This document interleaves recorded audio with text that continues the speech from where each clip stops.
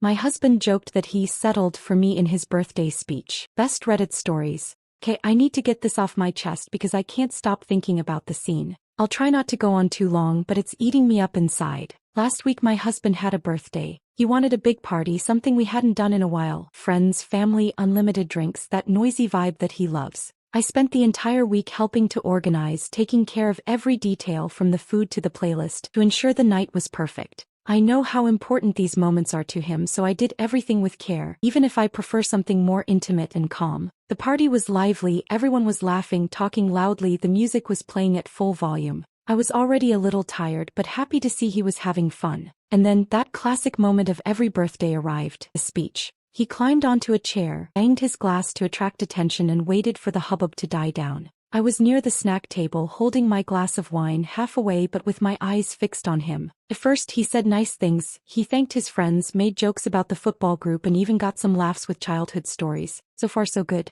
But then he looked at me, raised the glass with that slightly mocking smile and said, "And of course to my lovely wife who I've decided to settle for marrying. Because no one's perfect, but she came close enough." The room was silent for a second as if people needed to process what he said. And then everyone started laughing. They laughed as if he had told the funniest joke of the night. Friends, family, even my brother-in-law let out a whistle, clapping. I could feel dozens of eyes turning to me, waiting for me to laugh along, for me to join in the fun. But I couldn't. I forced a smile, of course. Because right, that's what's expected of a wife, to laugh at her husband's jokes, even when they cut deeper than he realizes. But inside, I felt like someone had squeezed my heart with all their strength, like the air had been sucked out of my chest. He finished his speech, got down from his chair and went back to playing with his friends as if nothing had happened. I remained there holding my glass, pretending that I was still part of that moment, but something inside me had already changed. And now I can't stop thinking about it. That night the party dragged on for hours.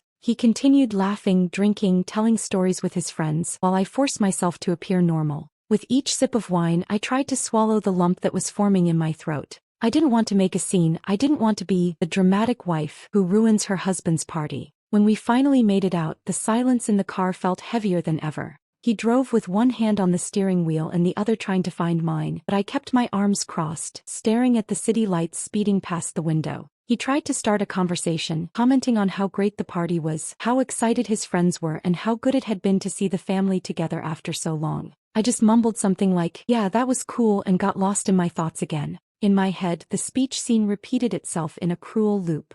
His smile, the others' laughter, my stomach dropping as I tried to pretend everything was okay. The more I thought, the more I felt my chest tighten. I wondered how long he'd felt this way, like he'd settled for me. Was I always just the convenient choice? The one who was there, who supported him when he needed it most, but who, deep down, was never the woman of his dreams. When we got home, he went straight to the shower, humming some party music, probably still high from adrenaline and booze. I sat on the edge of the bed, slowly taking off my shoes, trying to control the avalanche of thoughts. I didn't say anything that night. I didn't want to argue, I didn't want to turn this into a fight that he would probably forget the next morning. But while he was showering, I started to notice that something had changed. Maybe I was finally waking up to reality. That night, I lay in bed next to him, but I felt miles away. He fell asleep quickly as he always did, his chest rising and falling slowly, his face calm. I stared at the ceiling, listening to his breathing, increasingly irritated by how easily he seemed to forget what he had said. I began to mentally replay the years we spent together.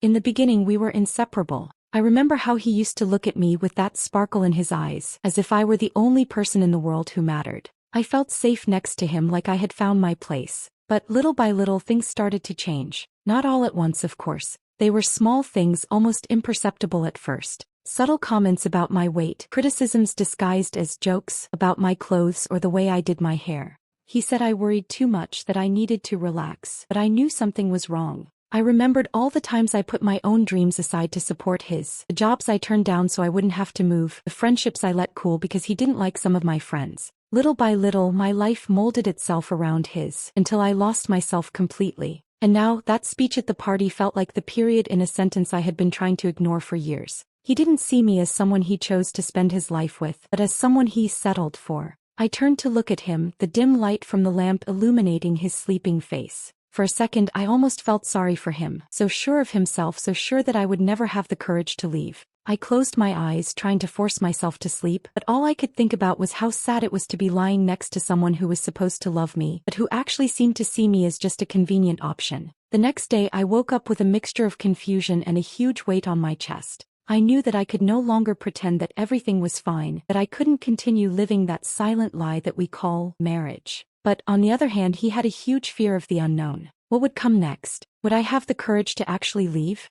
I spent the whole morning in my room looking at my cell phone, reading old messages, trying to find some reason to justify all of this. But I didn't find any. Just the feeling that I had been left behind, as if it were a detail, a choice made due to a lack of options. When he left to meet his friends, the same group that laughed in my face at the party, I did something I never imagined I would do. I started packing my things. I didn't want to give satisfaction or explanation. I wanted it to be a silent act, my way of saying that I couldn't take the situation anymore. I picked up my suitcase, packed the essentials, some clothes, my documents, my cell phone, and looked at the apartment we shared. Everything seemed so small and empty at that moment, as if the place that should be our home was just a prison. I hesitated for a moment, thinking about sending a message, about saying something before leaving, but I decided not to. He needed to feel what it was like to lose someone who was there, but who he treated like it was nothing. I left a short note on the kitchen table. I need some time to think. I don't know when I'll be back. And I left, closing the door without looking back. On the street, the feeling of freedom was overwhelming and frightening at the same time. The air seemed lighter, but the fear of loneliness tried to pull me back.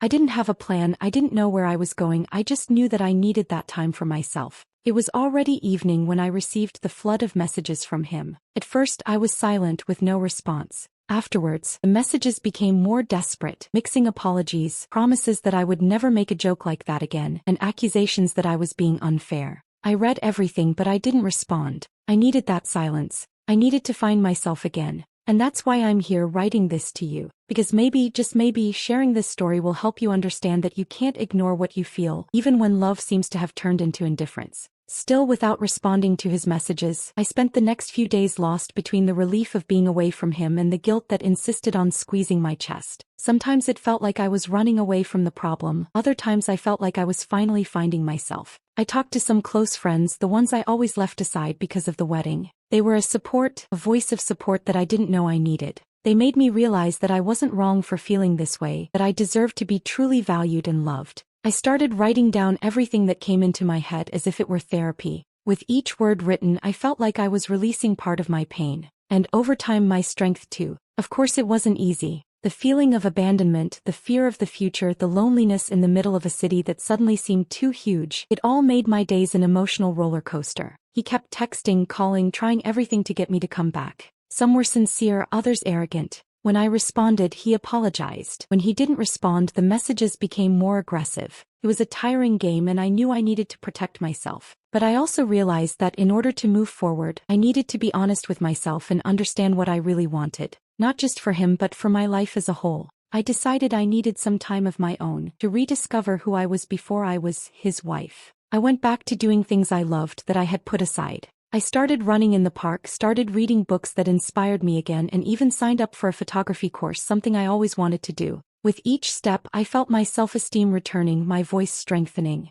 And with that came clarity. I didn't need to accept less than I deserve. I still don't know if our marriage will survive all this, or if this is really the end of our story. But what I know and what I want to share here is that we should never let anyone make us feel conformed to the love we receive. Because real love doesn't hurt. Don't humiliate. It doesn't leave us doubting our own worth. And I'm finally learning this. After weeks away, I decided that I needed to close this cycle. Not for him, but for me. I will respond to messages sincerely with all my truth without fear. When I sent my first text explaining everything I felt, I didn't expect him to understand it right away. In fact, I don't even know if he'll understand anything, but that's not my problem anymore. What matters is that I spoke, that I freed myself from that invisible prison that kept me silent for so long. In the days that followed, I felt a mixture of peace and restlessness. Peace because I finally took an action that was mine alone. Restlessness because the future is still uncertain. But you know what? I've learned that it's okay to not have all the answers right now. That life is made up of chapters, some bad, some good, and that we have to learn to turn the page even when our hearts are heavy. Do I still love him? Perhaps. But today I love myself more, and that's a start. If anyone out there has gone through something similar, know that you are not alone.